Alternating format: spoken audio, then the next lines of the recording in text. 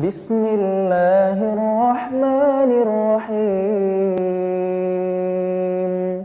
Innal hamdalillah nahmaduhu wa nasta'inuhu wa nastaghfiruh wa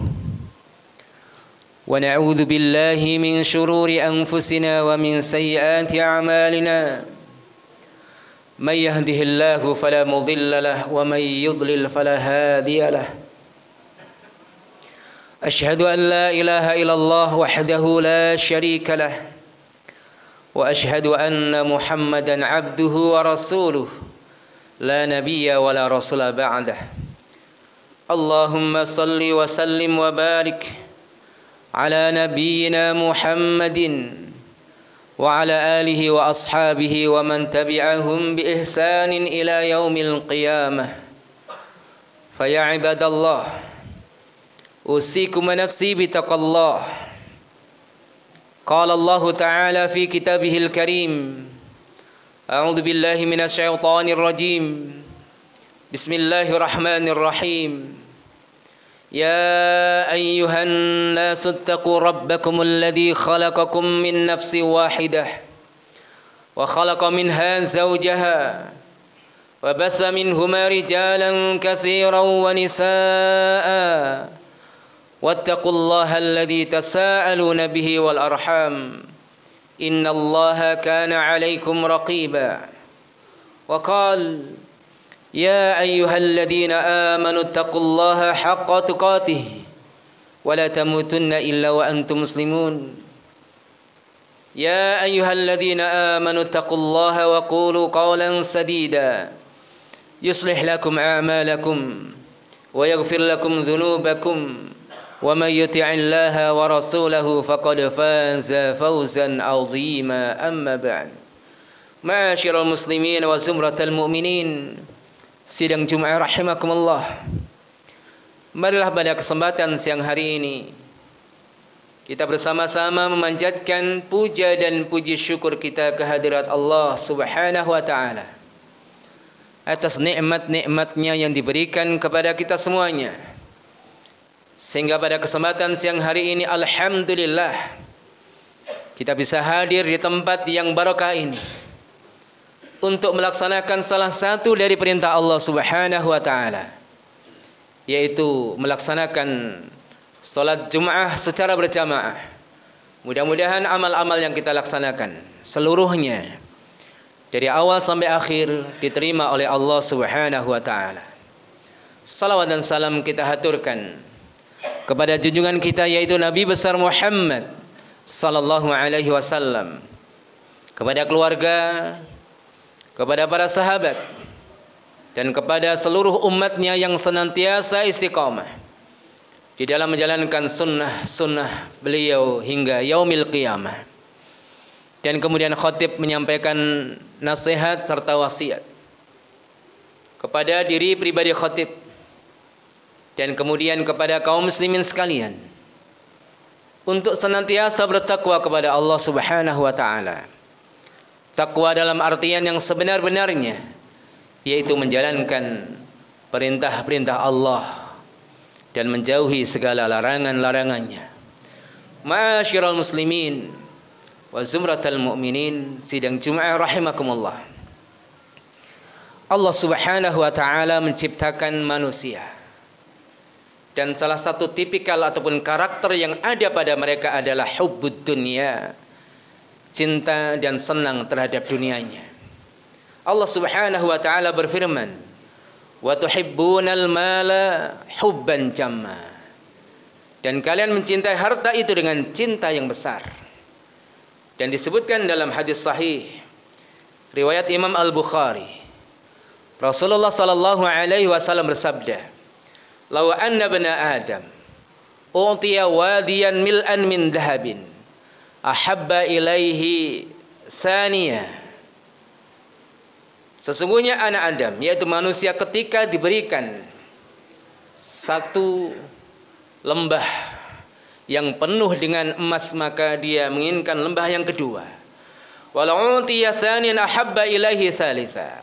Andaikan diberikan kepada dirinya lembah yang kedua penuh dengan emas pula, maka ia menginginkan lembah yang ketiga.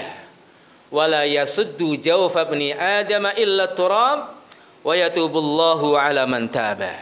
Dan tidak ada yang bisa memuaskan hasrat nafsu anak Adam terhadap dunia kecuali tanah, artinya kematian.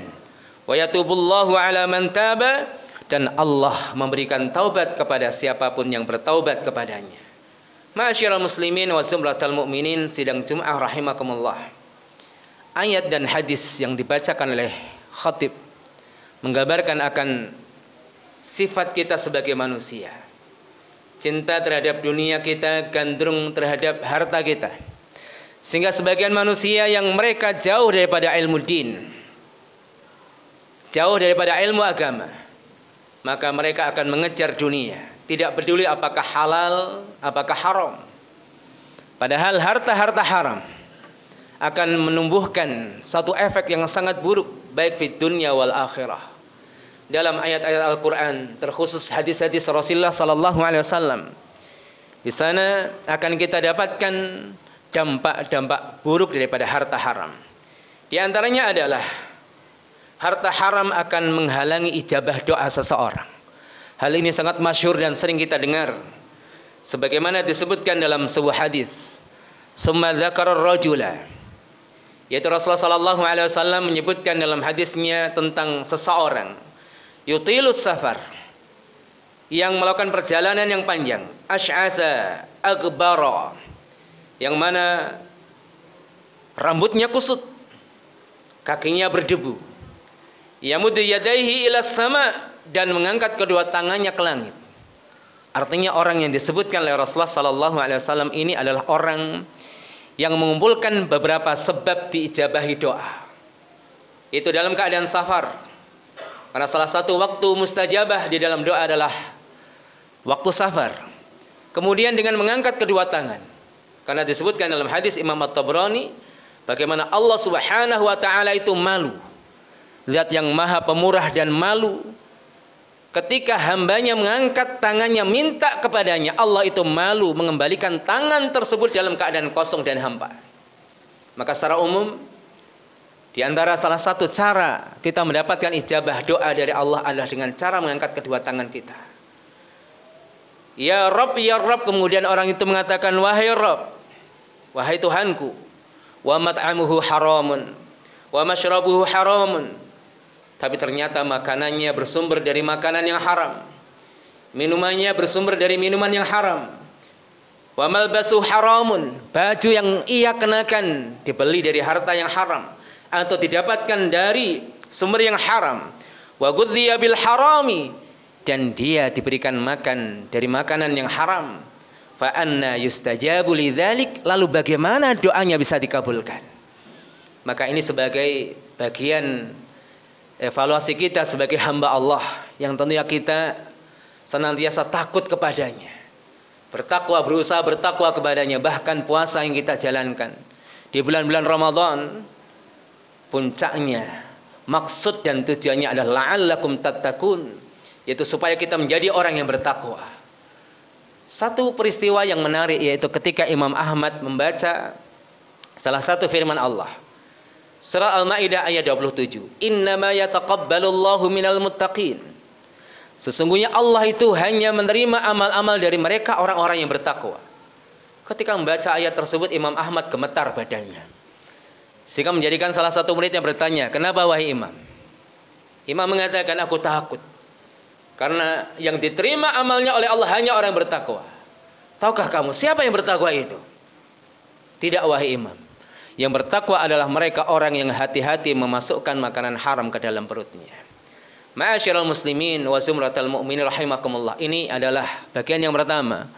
Makanan haram ternyata adalah sebagai hijab penutup akan ijabah doa dari Allah Subhanahu wa taala. Makanya ketika orang itu mencapai kesolehan, mencapai bagian yang sangat mulia dalam ibadah, namun ternyata masih tenggelam dalam keharaman, bisa jadi memang keharaman inilah yang kemudian menghambat daripada doa-doanya didengar oleh Allah Subhanahu wa taala. Kemudian yang kedua, ini juga tidak kalah bahayanya ma'asyiral muslimin. Dampak buruk daripada harta haram adalah sebagai sebab tidak diterimanya amal soleh dan terhapusnya pahala-pahalanya. Rasulullah sallallahu alaihi wasallam bersabda, "Man hajja bimalin haramin." Barang siapa yang menunaikan ibadah haji dengan harta yang haram, faqala labbaika, dan dia mengucapkan talbiyah, labbaik Allahumma labbaik. Nudiya la labbaika wala sa'daik, kemudian ditolak talbiyahnya, tidak ada talbiyahan. Ditolak talbiyahnya. Farji' ma'zuran ghairu ma'jurin, maka pulanglah kamu dalam keadaan berdosa, ghairu ma'jurin, tanpa mendapatkan pahala. Yang mana kita ketahui bersama bapak-bapak sekalian, secara fikih orang yang melaksanakan atau menunaikan ibadah haji dengan harta haram sah hajinya, artinya gugur hajinya. Tapi terkait dengan hal ini, apakah orang itu mendapatkan pahala? Tidak, terhapus amalnya. Hanya lelah, hanya capek saja dalam melaksanakan manasiknya, tetapi pulang tidak membawa pahala, namun hanya membawa dosa.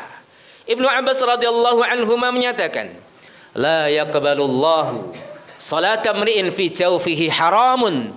Allah tidak akan menerima salat seseorang ketika di kerongkongannya itu sering dilewati makanan dan minuman haram. Ini kita harus berhati-hati. Jangan sampai kita itu tertipu oleh setan. Kita semangat beramal, beribadah, namun tidak merhatikan dalam hal ini. Dan seorang ulama yaitu Yusuf bin Asbat rahimahullah ta'ala mengatakan, inna syab idza ta'abbada qala syaitanu li'awani. Ketika ada seorang pemuda yang rajin beribadah, qala syaitanu li'awani, setan akan berkata kepada kawan-kawannya, kepada kru-krunya, ungduru min aina mat'amuh, lihatlah sumber makanan yang ia peroleh. Fa in kana mat'amuhu su'an, kalau sumber makanannya ternyata dari sumber yang buruk, dari yang haram, qala, maka dia akan berkata kepada kru-krunya, teman-temannya, da'uhu yad'ab wa yajtahid, biarkan saja dia tenggelam dalam mujahadah ibadahnya, kesungguhan dia dalam ibadahnya. Faqad kafakum nafsahu, tidak perlu diganggu orang seperti ini. Inna jihadahu ma'aqil haram la yanfa'ahu, karena sesungguhnya mujahadah dia dalam beribadah bersamaan dengan hal-hal yang haram, maka sama sekali tidak memberikan manfaat baginya. Oleh karena itu khatib teringat akan sebuah hadis, itu bagaimana ada seorang yang berjihad bersama Nabi, kemudian gugur secara zahir syahid fisabilillah, sampai para sahabat mengatakan hani'an lahu bisyahadah, selamat akan kesyahidannya, selamat atas kesyahidannya. Kemudian Rasulullah sallallahu alaihi wasallam bersabda, kalla, sekali-kali tidak. Walladzi nafsi biyadihi, demi yang jiwaku berada di tangannya, inna syamlah la taltahabu alaihi nara akhadaha yauma Khaybar minal ghanaim summa lam tusib hal maqasim. Demi yang jiwaku berada di tangannya, saat ini dia bersama kain ataupun selendang menyala-nyala dengan api azab kubur, yaitu selendang yang ia ambil dari ghanimah pada saat perang Khaybar. Ini kita bisa bayangkan ma'asyiral muslimin, yaitu ketika para sahabat berkumpul-kumpul mengenang para sahabatnya yang sudah mendahulunya, kemudian mengingat akan si fulan yang telah syahid di jalan Allah, sampai mereka mengucapkan selamat akan kesyahidannya. Namun Rasulullah sallallahu alaihi wasallam mengabarkan dia berada dalam azab karena sebuah kain yang haram, selendang yang haram dari harta ghanimah yang belum dibagi pada waktu itu, yaitu pada saat perang Khaybar. Ma'asyiral muslimin wa zumratul mu'minin rahimakumullah. Kemudian yang ketiga, bahaya dampak buruk harta haram adalah ancaman neraka. Disebutkan dalam hadis, la yadkhulul jannata jasadun ghudhiya bil harami, jasad yang kemudian tumbuh dengan harta yang haram tidak akan masuk surga. Maka Rasulullah adalah orang yang terbaik mencontohkan akan hal ini. Sangat hati-hati sekali beliau itu. Pernah suatu saat sebagaimana beliau ceritakan, aku pergi ataupun pulang ke salah satu istriku, dan aku dapatkan sebutir buah korma berada di atas ranjang. Aku pungut korma tersebut, hampir-hampir saja dimasukkan ke mulut beliau. Kemudian beliau ingat, jangan-jangan Kurma ini adalah kurma sedekah, karena Nabi dan keluarganya tidak makan harta sedekah. Kemudian diletakkan kembali karena khawatir kalau kurma tersebut tidak halal bagi beliau. Abu Bakar As-Siddiq radhiyallahu an adalah sosok sahabat yang paling mulia. Seorang manusia dari umat Nabi Muhammad sallallahu alaihi wasallam yang paling mulia setelah nabinya. Tidak pernah makan kecuali dari hasil tangannya. Satu saat diberikan makanan oleh pembantunya, dimakan oleh beliau. Kemudian pembantunya berkata kepada Abu Bakar, "Tahukah wahai Abu Bakar, dari manakah makanan ini? Makanan ini aku beli dari harta yang waktu itu, yaitu waktu jahiliyah, aku peroleh dari kerja perdukunan. Aku menjadi dukun untuk seseorang, kemudian dia memberikan upah kepadaku, dan aku belikan makanan ini." Mendengar ini, Abu Bakar As-Siddiq kemudian memasukkan jarinya ke tenggorokannya dan dimuntahkan sebisanya sampai belum mengatakan dhanna anna nafsahu satakhruju ma'ahu. Bahkan beliau menyangka bahwasanya nyawanya akan keluar bersama makanan itu. Ini karena hati-hatinya beliau radhiyallahu anhu dari makanan-makanan yang haram. Barakallahu li wa lakum bil Qur'anil Karim wa nafa'ani wa iyyakum bima fihi minal ayati wa dzikril hakim. Wa qur rabbighfir warham wa anta arhamur rahimin.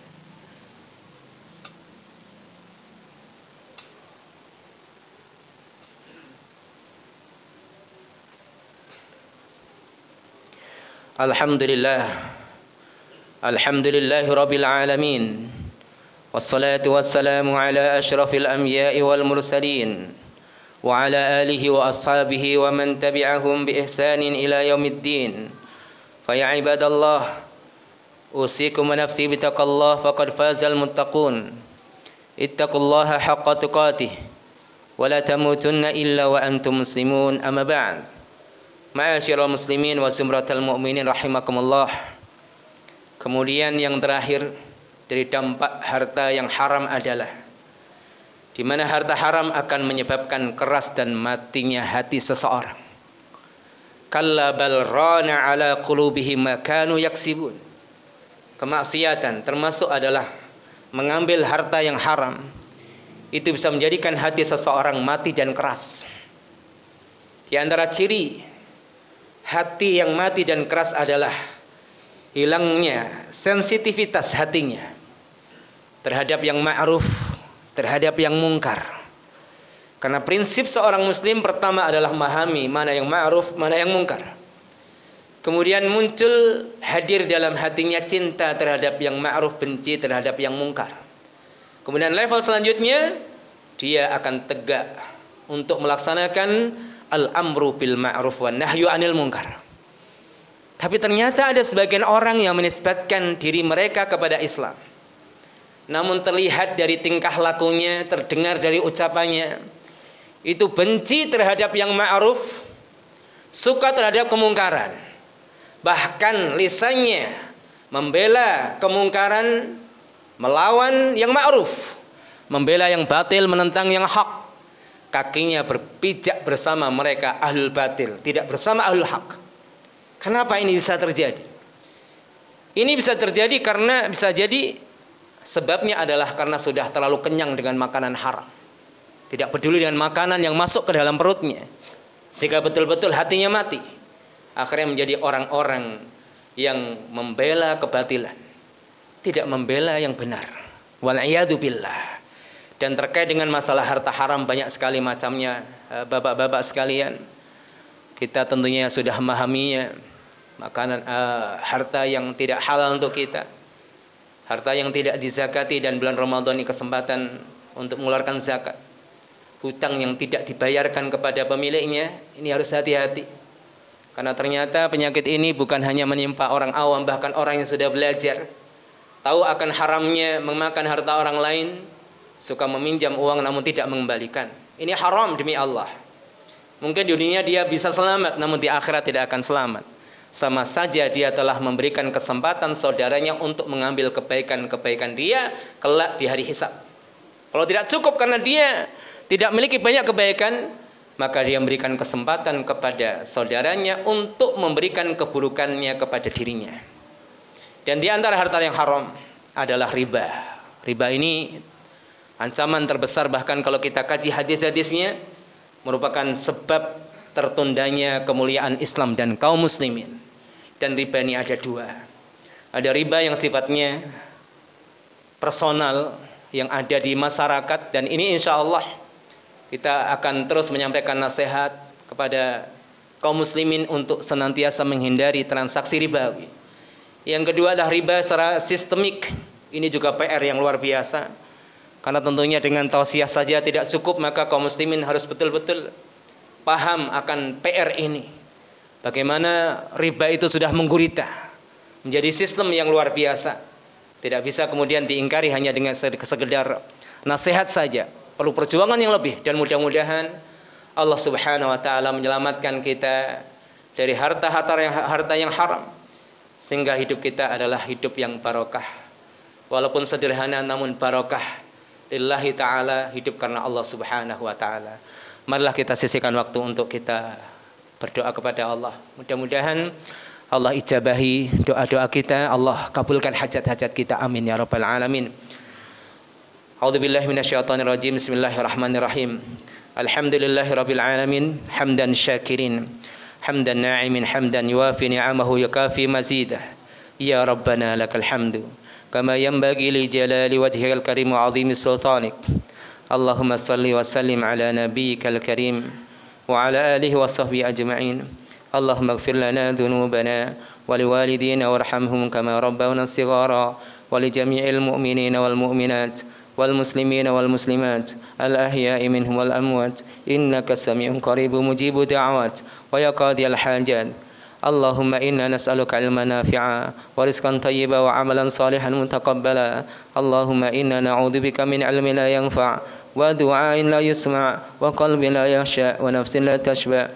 Allahumma inna nas'aluka salamatan fid din wa afiyatan fil jasad wa ziyadatan fil ilm wa barakatan fil rizq wa taubatan qabla al maut wa rahmatan 'inda al maut wa maghfiratan ba'da al maut. Allahumma hawwin 'alaina fi sakaratil maut والنجاة من النار والعفو عند الحساب. ربنا لا تزغ قلوبنا بعد إذ هديتنا وهب لنا من لدنك رحمة إنك أنت الوهاب. يا حي يا قيوم برحمتك نستغيث. اللهم اشف مرضانا ومرضى المسلمين وارحم موتانا وموتى المسلمين. يا قوي يا عزيز أعز الإسلام والمسلمين وأهلك الكفرة والظالمين. اللهم انصر المسلمين. اللهم انصرهم على عدوك وعدوهم إنك على كل شيء قدير. ربنا هب لنا من أزواجنا وذرياتنا قرة أعين واجعلنا للمتقين إماما. ربنا آتنا في الدنيا حسنة وفي الآخرة حسنة وقنا عذاب النار والحمد لله رب العالمين. ثم أقم الصلاة.